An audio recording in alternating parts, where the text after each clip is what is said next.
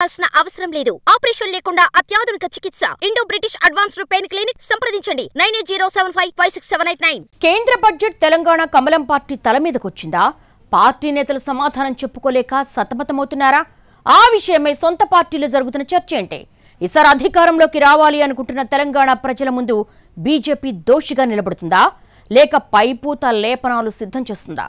తెలంగాణలో రేగుతున్న budget ప్రకంపనలేంటి? Party పరిస్థితి ఎలా ఉంది? ఊరూరిమి మంగళం మీద పడ్డట్టుగా ఉందట తెలంగాణ బీజేపీ వ్యవహారం. కేంద్రం ప్రవేశపెట్టిన జనరల్ బడ్జెట్ ఇక్కడ కాషాయ దళంలో ప్రకంపనలు రేపుతోంది. రాష్ట్రానికి ప్రత్యేకంగా నిధులు కేటాయించకపోవడం, బడ్జెట్ స్పీచ్ లో ఎక్కడా నిర్మలా సీతారామన్ తెలంగాణ పేరు ఎత్తకపోవడంపై భగ్గుమంటున్నాయి రాష్ట్ర కాంగ్రెస్, బీఆర్ఎస్. తెలంగాణ పట్ల ప్రధాని మోడీ కక్షపూరితంగా వ్యవహరిస్తున్నారని తీవ్ర స్థాయిలో విరుచుకుపడ్డారు సీఎం రేవంత్ రెడ్డి. పలుమార్లు ప్రధానిని, కేంద్ర మంత్రులను కలిసి రాష్ట్రానికి ఏం కావాలో వినతి పత్రాలు ఇచ్చినా పట్టించుకోలేదని విమర్శించారాయన. మీ ప్రభుత్వాలు ఉన్న రాష్ట్రాలకే నిధులు కేటాయిస్తారా? మిగిలిన వాళ్లు అవసరం లేదా అని కూడా ప్రశ్నించారు సీఎం. అటు బీఆర్ఎస్ కూడా అదే రీతిలో అటాక్ మోడ్లోకి వచ్చేసింది. రాష్ట్రం నుంచి 8 మంది బీజేపీ ఎంపీలను గెలిపిస్తే వాళ్లు చేసింది ఏంటని ప్రశ్నిస్తోంది బీఆర్ఎస్. కేంద్ర మంత్రులు కిషన్ రెడ్డి, బండి సంజయ్ మోడీ ముందు మోకరిల్లారే తప్ప వాళ్ల హోదాతో రాష్ట్రానికి ఏం తెచ్చారు? వాళ్ల సొంత గడ్డ ప్రయోజనాలు అవసరం లేదా అని ప్రశ్నిస్తున్నారు గులాబీ లీడర్స్. వెంటనే వాళ్ళిద్దరూ మంత్రి పదవులకు రాజీనామా చెయ్యాలని డిమాండ్ చేస్తున్నారు. విభజన చట్టం హామీలు ఒక్క ఆంధ్రప్రదేశ్కేనా? తెలంగాణకు అవసరం లేదా? సమాధానం చెప్పాలని కూడా అడుగుతున్నారు కాంగ్రెస్, బీఆర్ఎస్ నేతలు.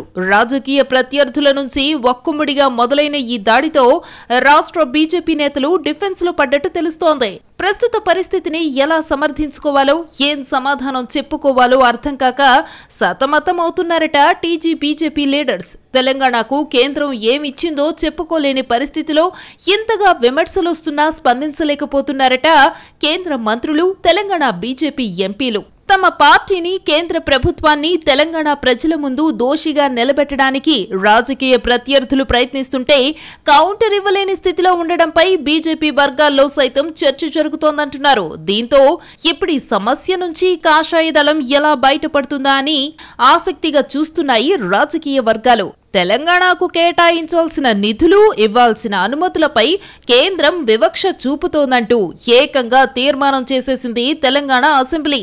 చర్చ సందర్భంగా మాట్లాడిన సభ్యులు కేంద్రం వైఖరిపై తీవ్ర స్థాయిలో విరుచుకుపడ్డారు.